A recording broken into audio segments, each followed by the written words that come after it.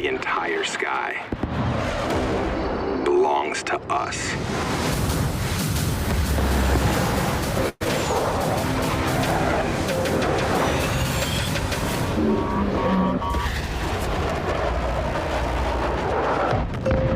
Copy that. Aim higher, man. The greatest spectacle in racing.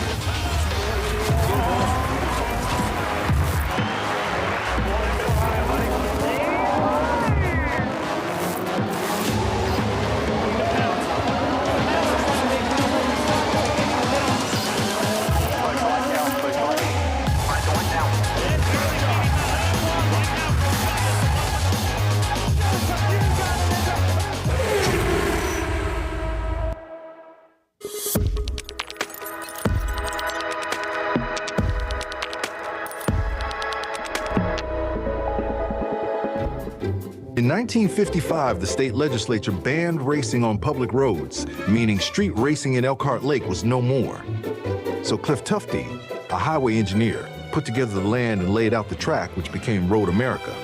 Tufte, the first president of Road America, declared before hosting the track's first race, "It is good."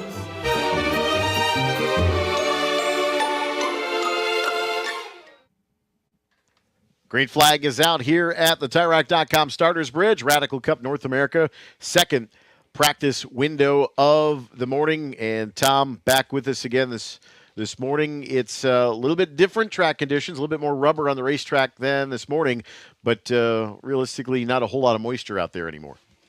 Yeah, that's right. A lot better and a lot more cars joining the circuit. So fantastic to see 30 cars from the Radical Cup North America Series taking to the track here at Road America. And yeah, after trying conditions this morning, hopefully we'll get some more indicative lap times. Of course, this is the final practice before qualifying. And there are points on the line as well as bragging rights for qualifying. So very important to set up the car in this session and make sure you're comfortable.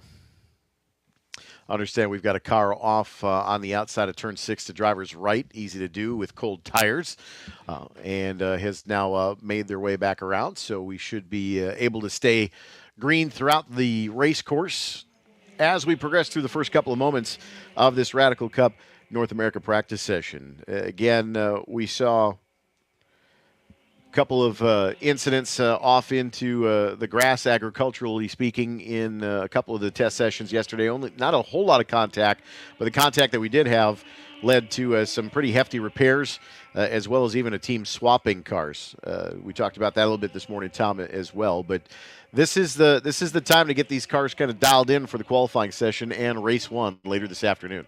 And you can see it's quite a busy track. Yeah, you mentioned the issues for a couple of competitors yesterday. So Wayne Williams with a new chassis. He's actually taken over the Jason Greenwood machine that some folks that have been up here in years past will not recognize that car, but the 57 machine is a new one for Wayne Williams, that car coming in overnight. And then Raiden Nicol, the number 93, the leader of the Pro 1500 points championship, he had to have some chassis repairs done. The front left corner of his machine quite heavily damaged yesterday. A trip to the wall just at the exit of the carousel, and offline, and unfortunately no grip out there. But all things pretty good. We've had reports that both drivers are happy, and so just still dialing in those machines as John Field is already ultra quick. And the former American Le Mans Series champion knows this circuit so well. But it's really going to be a fun battle for the leaders in the Platinum class this weekend in those high horsepower SR10 machines. Wayne Williams sits on top of the points from Steve Jenks. Ben Blander is right in the hunt too. He's in the thick of things, absolutely. In fact, he's only 3 points shy of Steve Jenks for second place in the championship. And they are only 8 points behind Wayne Williams. So it really is tight at the top of the standings. The big one, though, I think this weekend to look out for is that 111 machine of Louis Schreiber, a Wisconsin native, He was born here. He now resides down in Chicago. But Louis Schreiber with a lot of friends and family out this weekend, as always, and always looking to put on a show in front of the home crowd. He absolutely loves coming to Road America as well. Obviously, kind of based at the Autobahn Country Club, but there's nothing like stretching these cars' legs out in these long Road America straightaways. Now, in the first practice session, we talked quite a bit about a couple of different chassis, different variances within each of the categories. But obviously, from an identification standpoint for fans, there's 3 different end wing colors. You've got the yellow, red, and green. That's right. And so on the rear wing, on either side, just near those end plates, you'll see stripes of day-glow color. As you mentioned, the red for Pro 1500, the yellow for the Platinum class, and the green for Pro 1340.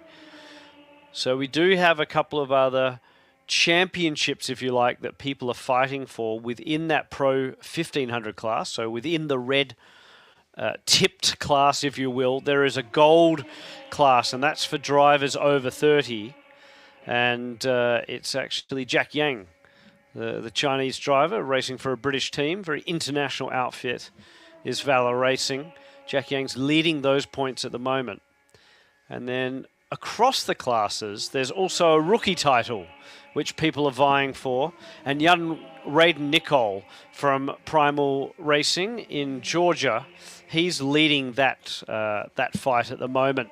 But plenty of rookie drivers, if you look down through the field, in fact, a tremendous amount. And we welcome Dale Dillon to the fray this weekend, racing for Graham Rahal Performance for the first time. And Dale's been super keen to get into these cars, and really looking forward to seeing how he goes this weekend.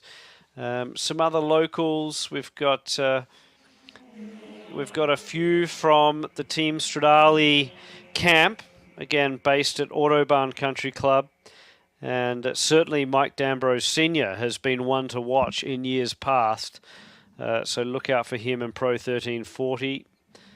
He'll have his hands full though, because the leading the points in that class is our young gun from Canada. And Brady Clapham is trying to follow in the footsteps of another young Canadian, Austin Riley, car 20. Austin with a lot of supporters out here this weekend.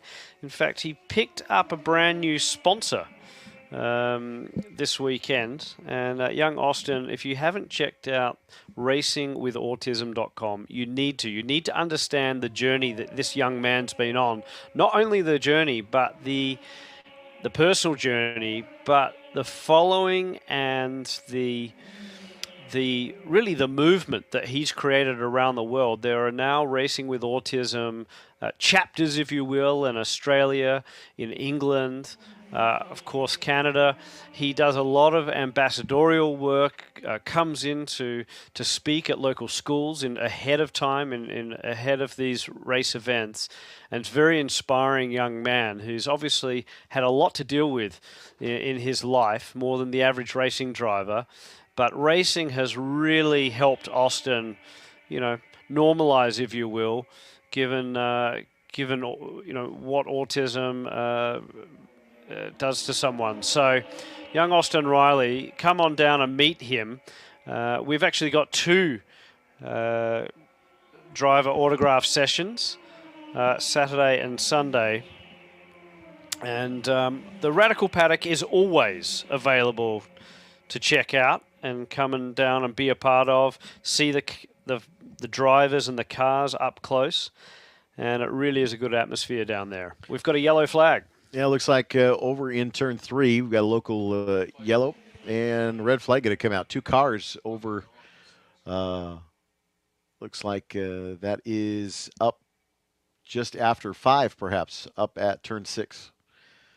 Just before the Corvette Bridge, potentially here. So we're just trying to pick this up. There we go. So, yeah, just under the Corvette Bridge to the left-hand side, we've got a car stationary. That looks like a mechanical pullover by chance. Yeah. Yeah, not the funnest place to be, of course. If you get too wide on the exit of turn 5, there's some pretty heavy rumble strips, and we've certainly seen some cars spin and have a trajectory back up the hill and over to the inside. So Charlie Kimball, who's joining us, former IndyCar driver, joining us in race control this weekend. And Charlie just electing to remove this car from the side of the racetrack, which I think is a good call given how slippery the grass is. And, of course, the damp conditions as this track continues to dry out after the rain overnight.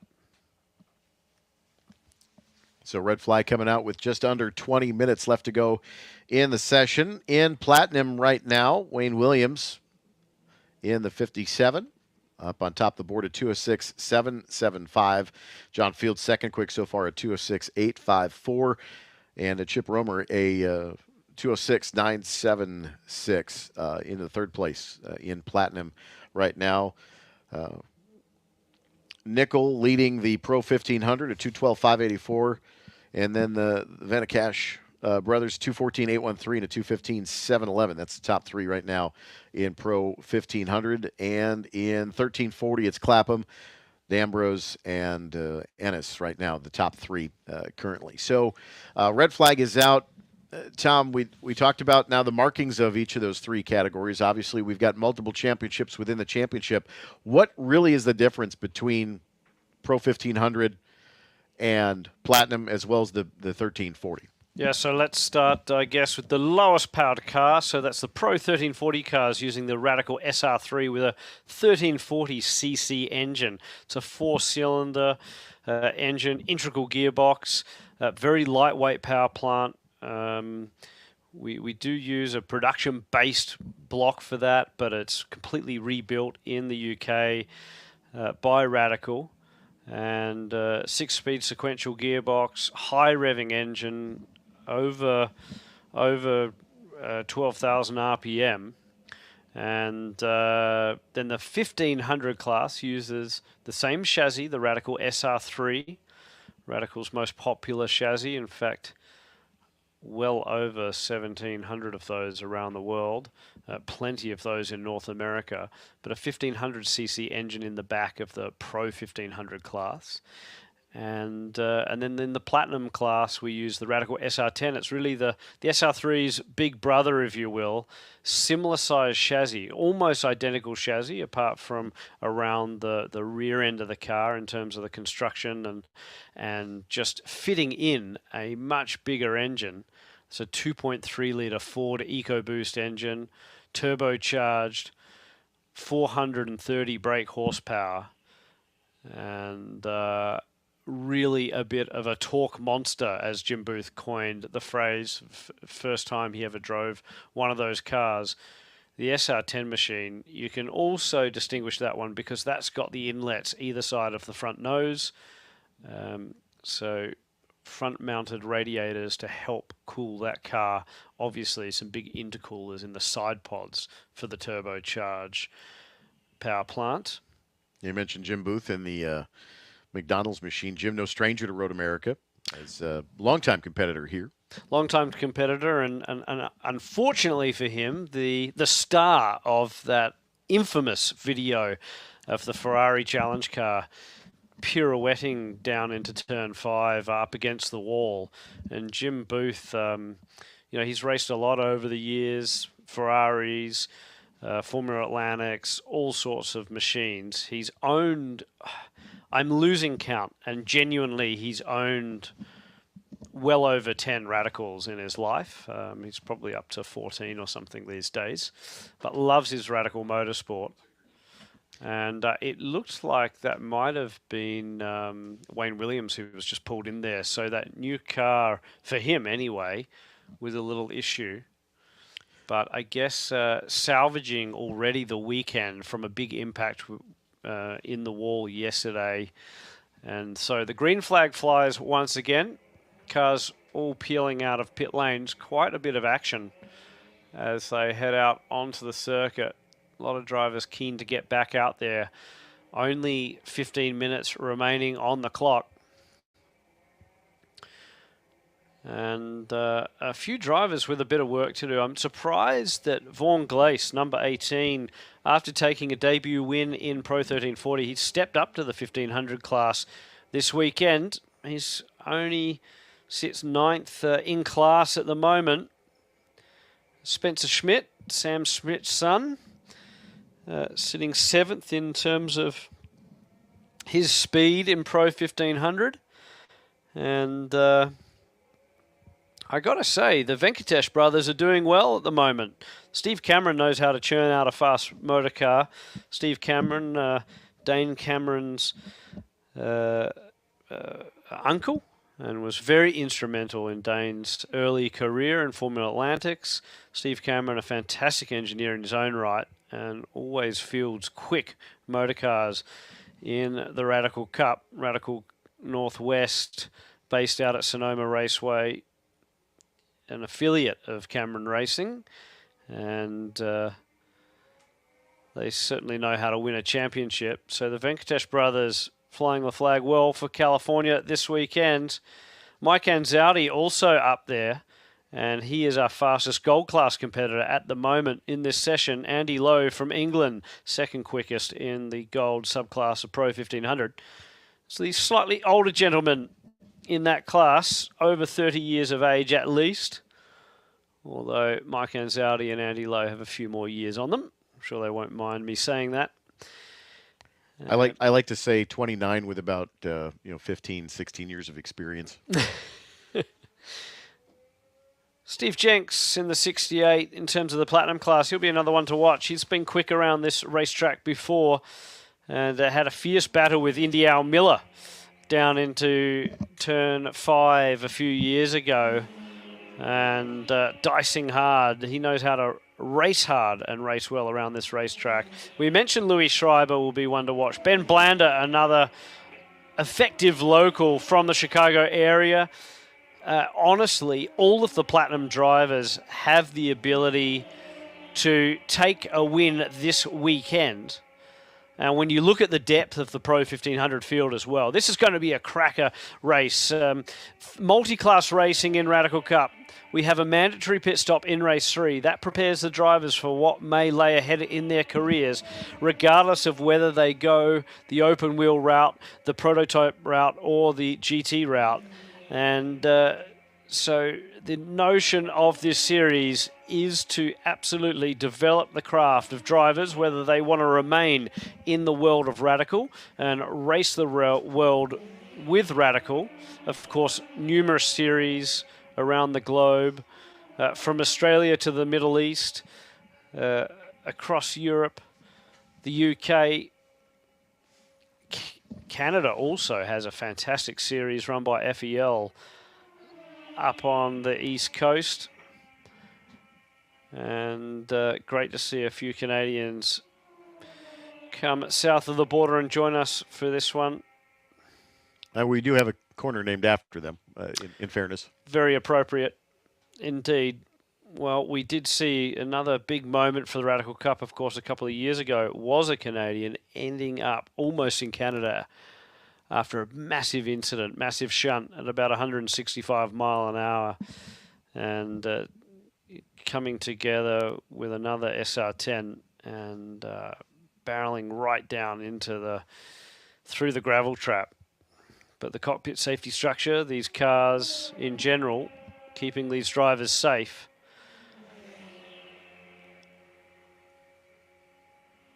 But yeah, these cars approach some big top speeds, 165 mile an hour down into Canada. Quick motor cars, big downforce, and the Hankook tyres providing plenty of grip too. Wayne Williams with the fastest time, notably. So whilst Williams, it did appear, had that issue, Williams quickest before he had that issue. That's a good sign for him. John Field with a little bit of work to do. I'm surprised Chip Romer perhaps is not faster. The SCCA runoffs former champion knows this track well. So again, when we look at the front of the field, surprising perhaps as well not to see a little bit more interplay when it comes to the lap times. I'll be very keen to see how they qualify. Of course, all the drivers in the Platinum class will be hoping they're line astern, but perhaps a little bit surprised that some of the Pro 1500s haven't found their way up through that platinum class field a little bit more in terms of lap times, as Spencer Schmidt now rockets up to be second fastest in Pro 1500. So Graham Rahal Performance starting to show their speed. Chris Hunn also doing a good job for the Primal Racing outfit, trying to catch his teammate, Red Nicol, who sets the pace in Pro 1500. So nothing wrong with that repaired chassis for the number 93 machine. Valen Venkatesh now relegated to fourth quickest. Jack Yang starting to find his pace as well. Luke Kendall doing a good job. So Primal Racing from Georgia bring something in the order of 6 cars up here this weekend and really finding some pace. Yeah, and that's really what this weekend is about. Obviously, you have the test day yesterday, 3 really good, solid sessions to just kind of get your feet underneath you, and then now these practice sessions. Now this is where you're starting to dial these machines in. Yeah, absolutely. I think qualifying will be the big test. It's really when we're going to see who has the proper pace. I imagine some of these drivers, after seeing the rain and seeing some of the incidents in the other categories just earlier, will be still giving themselves a little bit of margin here this weekend, or certainly in this session. A long weekend of racing to go in the Radical Cup North America Series. 3 races, in addition to qualifying that's coming up next. Final 8.5 minutes of this practice session. Again, the final practice session of the weekend. 3 races this weekend. How does your qualifying work, Tom? Obviously, we've got one session of qualifying coming up today, and then race 1 coming up late this afternoon, just after 5 o'clock. 5:10 is when we're going racing this afternoon. How does your qualifying work for this weekend? Yeah, so qualifying only sets the grid for race 1. Some points awarded to the pole sitters, though. So it is important, particularly in these tight championship battles, particularly in the platinum class. I'd say everyone will be really properly vying for the pole because every point's going to count in that one. But it only sets the grid in race 1. The fastest lap times in race 1 will set the grid for race 2. The fastest lap times in race 2 will set the grid for the final bout on Sunday afternoon. The classes will line up regardless, or they'll be in order of lap time, regardless of class. So if a Pro 1500 happens to put it on pole, he will start from pole. As the field should be set by fastest lap times. Keeps everybody honest. It does. I agree with that statement. But look, it's the whole idea is multi-class racing. Again, prototype cars. We've seen some fantastic names come through the series over the years. George Kurtz, of course, was just running at Le Mans. He won Le Mans last year. One of the many alumni from the Radical Cup series to make it all the way to Le Sarthe. And Dwight Merriman's been another one over the years. John Falb as well. Plenty of names from the US starting their racing careers in Radicals at country club racetracks and in SCCA racing, NASA competition. These cars are so versatile. It's not just out here alongside IndyCar that you can see a Radical or race one. They can also be used for track days. So it's a great way to get into the sport.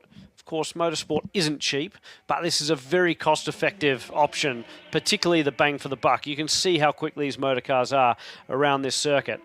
And, yeah, it really is a good way to get out and test yourselves, not only against the young guns, but against some of the quickest guys, certainly in Radical racing around the world, and a very international field, as we mentioned. So Louis Schreiber, the 111 machine, starting to do the locals proud, a Wisconsinite, fastest in the platinum class for JBR Racing. And I've got to say, this is the first time this year that we've really seen the 111 machine starting to start. Steve Jenks also finding some speed for Group A racing. Austin Riley's rocketed up to second quickest in Pro 1500.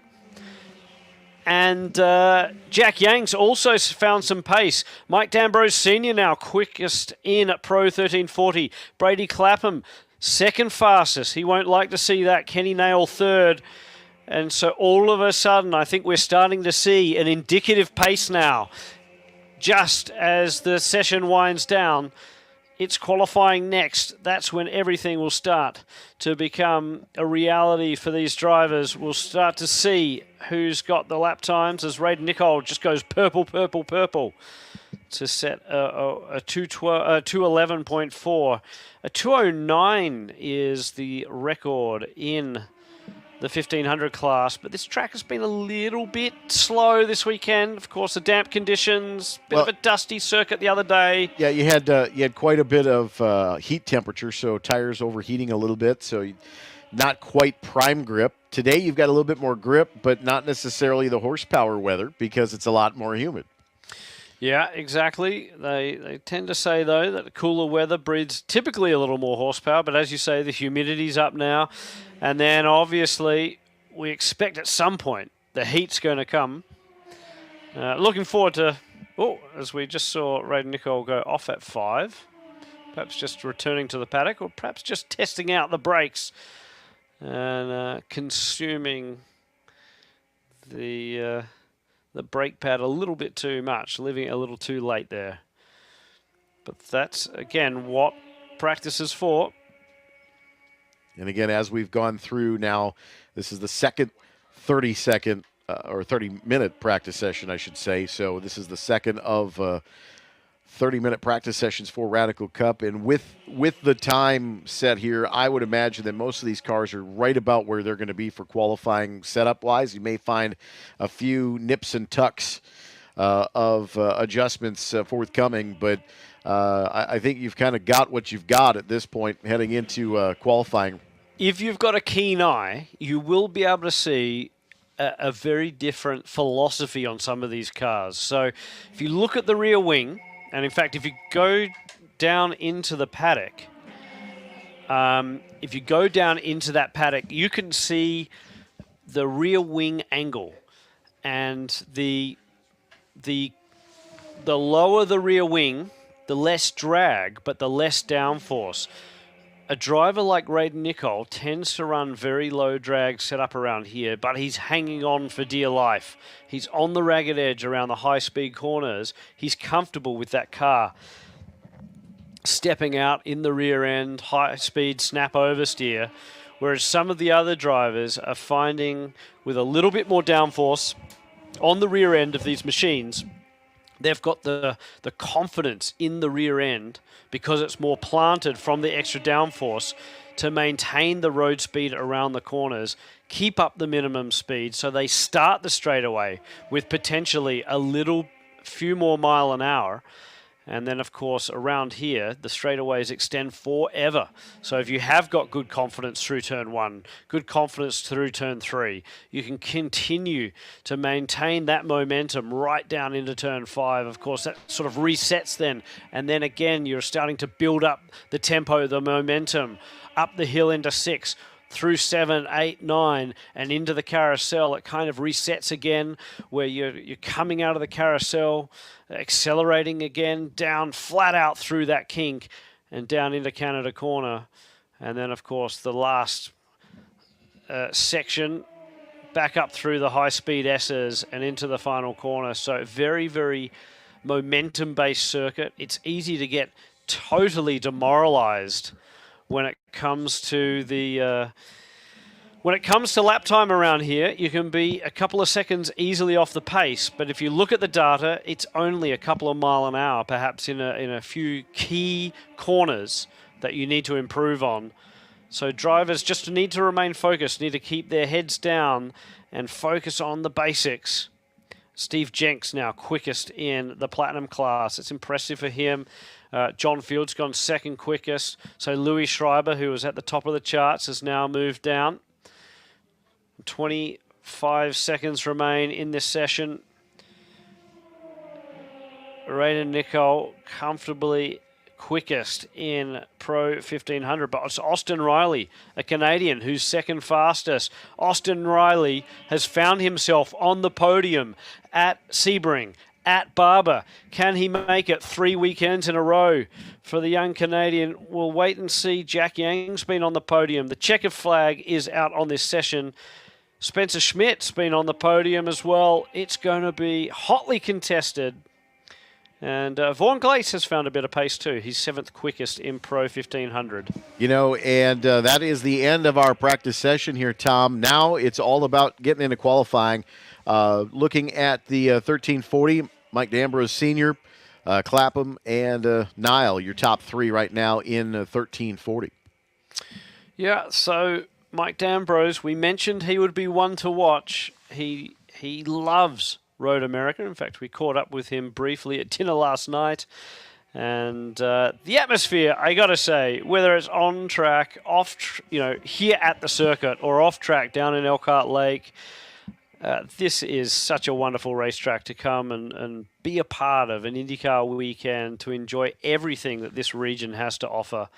Absolutely stunning part of the world. And that wraps up Practice 2 for the Radical Cup North America Series. Qualifying is next, and a race at the end of the day. Plenty of action to come. And I've got to say, 25 minutes on the clock in qualifying, and knowing that the hand-cooked tyres are going to come up to temperature through that session, it's going to be a case of who can possibly bank a lap early, and then who can find a little bit more later in the session with those hand-cooked tyres at optimal temperature. But you don't want to consume too much rubber, so it's a bit of a trade-off. Lots of racing to do and only 2 sets to consume from qualifying. So drivers with plenty to think about as they head into the competition end of this weekend. Of course, you were talking about how much your series loves coming to Road America. We love having you here because, honestly, this is some of the best racing of the weekend as well. Well, fingers crossed for that. Hopefully not too many full course cautions. Hopefully plenty of green flag action from the Radical Cup North America Series. We'll be back soon with qualifying.